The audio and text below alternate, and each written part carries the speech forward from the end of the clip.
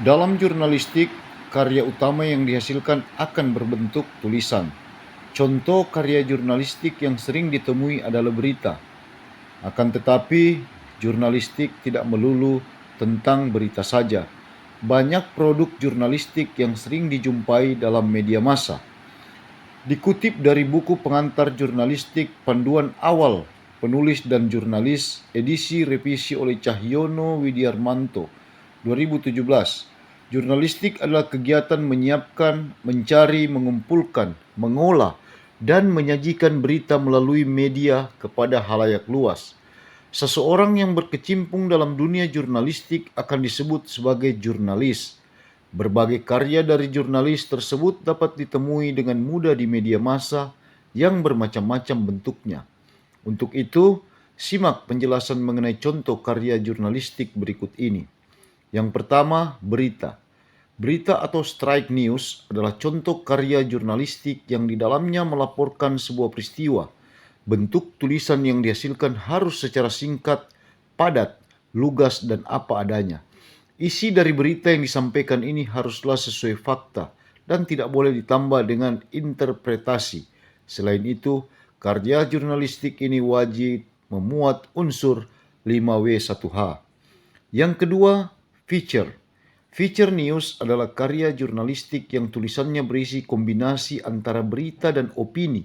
Namun, gaya penyampaiannya sedikit bercerita dan berbahasa indah. Artikel feature juga mengangkat sebuah topik dengan mendalam agar pembaca ikut berpikir dengan gaya yang lebih santai. Meskipun mengandalkan opini, feature juga tetap mengandung fakta yang sebenarnya. Yang ketiga, editorial. Artikel editorial adalah karya jurnalistik yang ditulis oleh sebuah redaksi media terhadap isu atau peristiwa tertentu. Karya ini juga termasuk dalam kategori opini. Yang keempat adalah kolom. Contoh karya jurnalistik selanjutnya adalah kolom.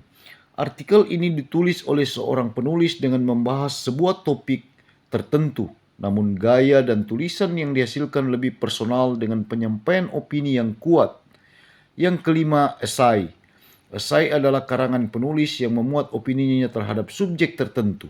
Penulisan esai sendiri akan lebih pendek dengan mengangkat sudut pandang pribadi penulisnya. Keenam, laporan investigasi.